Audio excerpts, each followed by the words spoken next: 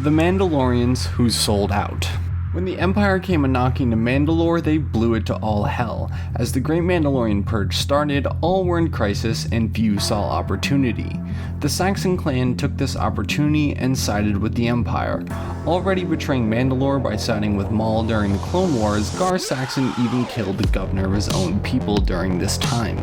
Forced into a Mandalorian and galactic civil war, Gar sided with the Empire and installed himself as governor of Mandalore. With the backing of the Empire and his new legion of Mandalorians, known as Imperial Super Commandos, they hunted down the few remaining Mandalorians that threatened his power. Is that so? You know, I planned to strike this base and destroy these defiant protectors for some time. Missing Fenrir was disappointing, but his absence did make the destruction of his men easier. He even had the audacity to seek out the Darksaber to legitimize his rule of Mandalore. Sabine, this is for the best.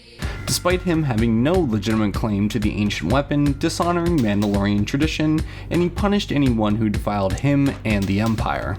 Why, Countess, you are harboring rebels here. Clan Wren is clearly a threat to the Empire, and must be made an example of.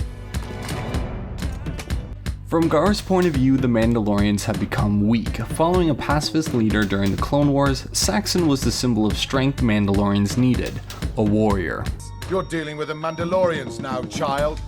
Fighting his own people and his thirst for power, this is exactly what Palpatine wanted. A ruthless leader of Mandalore willing to break all tradition and kill what was left of any Mandalorian resistance.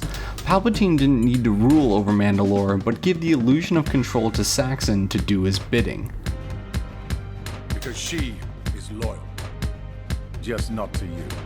Gar Saxon was a grifter, following Death Watch and Pre Vizsla, and after he was killed by Maul and took his illegitimate claim as ruler of Mandalore, only those who were weak-minded and moralists followed him. Never! No outsider will ever rule Mandalore. If you will not join me, you will all die.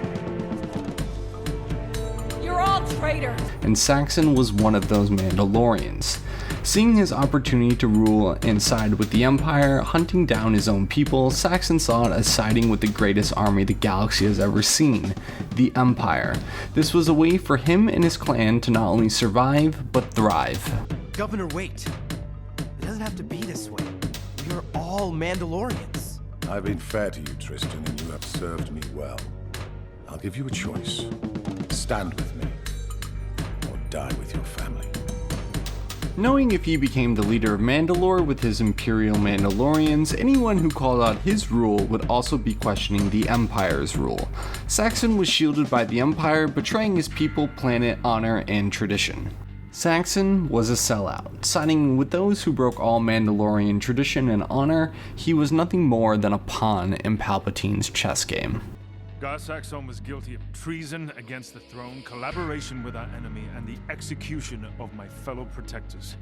And with that, subscribe if you would like, check out beststarwarsbooks.com, and until next video, goodbye. No, I think not. Any moment my ship will be arriving. Die well, Mandalorian.